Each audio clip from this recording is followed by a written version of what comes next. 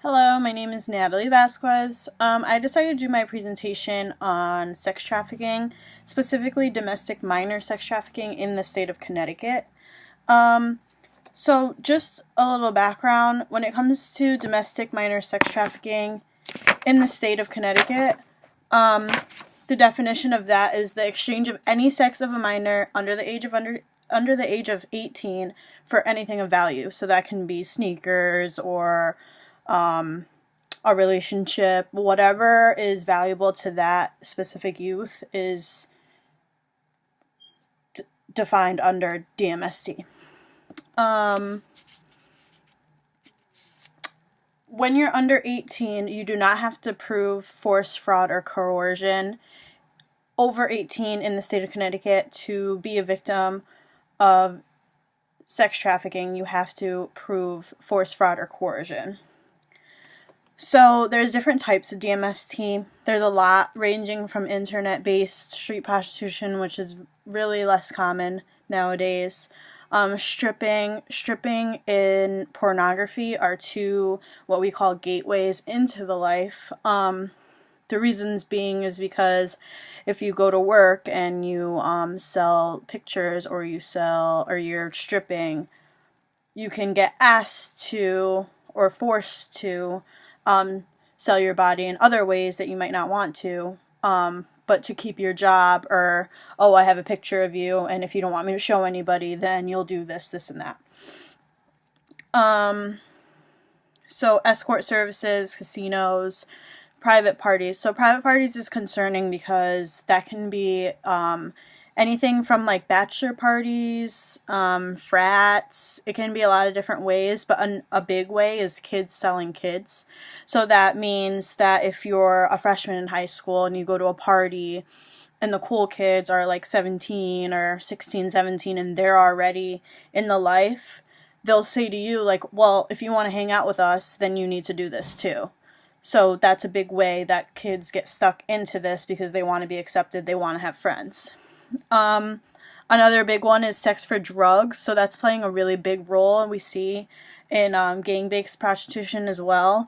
So basically, sex for drugs is when the trafficker gets the youth addicted to substances so that they want to keep performing these acts so that they can get their high or get their drug of choice.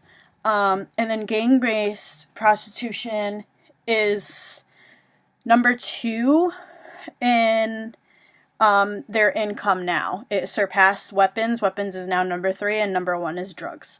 So gangs use children or girls or boys to sell. They get the profit. They do not give it to the young person. And this has surpassed weapons because it's resale. So you can, once you sell that weapon, that's a one-time sale, it's done. But when you have a child, you can have them come back and sell them multiple times. So that is a big, big problem right now too. When we look at the numbers, you can be sold as a child 5 to 25 times per night. So that is a big income for gangs or any trafficker. So in the state of Connecticut, we see minors under the age of 18 cannot be arrested for prostitution. So that's a new law. That was not always that way. If you were 16 or older, you could get arrested for prostitution, but we recently changed that to 18, which is great. We're one of the only states that actually changed that number to 18 and not 16.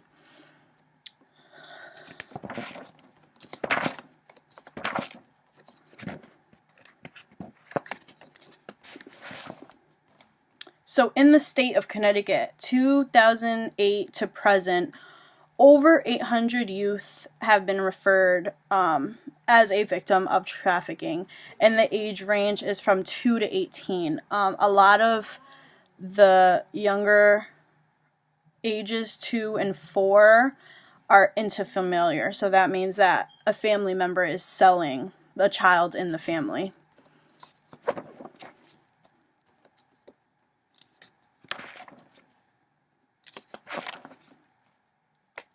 Okay, so in the state of Connecticut, we see that most of the people referred are girls, which is national data suggests that 30% of victims are boys. So in Connecticut, there's a gap in between what our data suggests and what national data suggests. So we are missing a big number of boys that are being referred to DCF in the state. Another really big fact is that 10 women are arrested for prostitution versus one buyer. So that means that you are way more likely to get arrested for prostitution than the person buying is going to get arrested for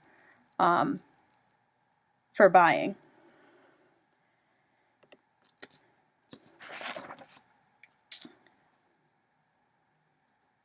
So another big fact that I would like to point out is that 58% of children that are referred as a victim of trafficking are living at home with their parents when they are being trafficked. So we had a case in Connecticut where a girl was getting picked up from school and being sold, and then she would go home at night, and her family thought that she was at practice with her friends, whatever it may be, and that is a big way that women and, well, girls and boys are being exploited.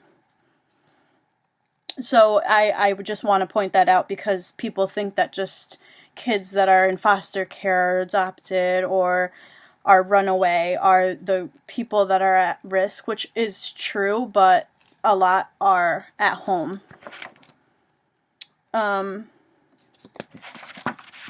And as a trafficker, things to look for, honestly, as a trafficker, you can be anyone. You can be someone's uncle, parent, a police officer. You can be a minor, you can be old, you could be a girl, you can be a boy. It does not matter. And I think that's very, really important to point out. The highest percentage of traffickers are males, but in Connecticut we do see a lot of female traffickers as well.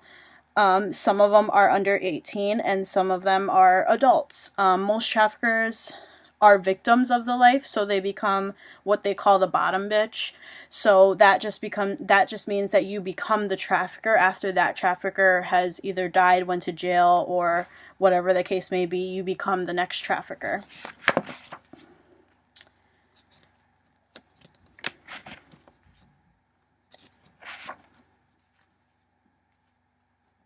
So just an example, there was a Connecticut case that went all the way through prosecution, which is great. So in a year's time, there were 20 buyers per night for this one individual, 1,000 per night quota, which means whether they have 20 buyers or $1,000, they cannot come home or come back unless they meet that quota. So that means if you do the math, there's at least 6,300 buyers in less than a year, and the earnings were $315,000 tax-free dollars, in which none of that went to the victim. And this was just for one girl, so this trafficker did have multiple victims, so he was making $300,000 off one individual, and this is a good thing that he went away with the max possible, so he went to jail. But that's just an example of how much money they make off one individual.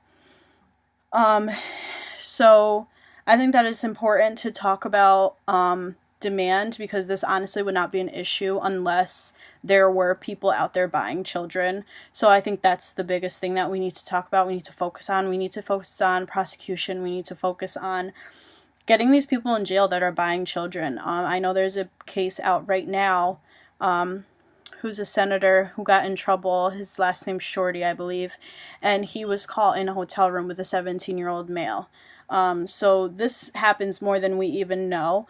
A vast majority of buyers are male. They're white-collared married men. So I think that's a big thing that we need to focus on. I think that might be part of the reason why we do not prosecute, is because there are lawyers, there are doctors, there are cops. So just going after people that we see in a high rank in our society, it's unheard of. So I think that that's a big problem, and we need to come together and raise awareness and just make sure that we stop this, because when kids, this is numbers that I'm giving you in Connecticut, and this is all over the country. So I think it's really important that we take away the stereotype that this only happens in foreign countries, and know that it's happening in our backyard to our kids that we see every day, and we might not even know it.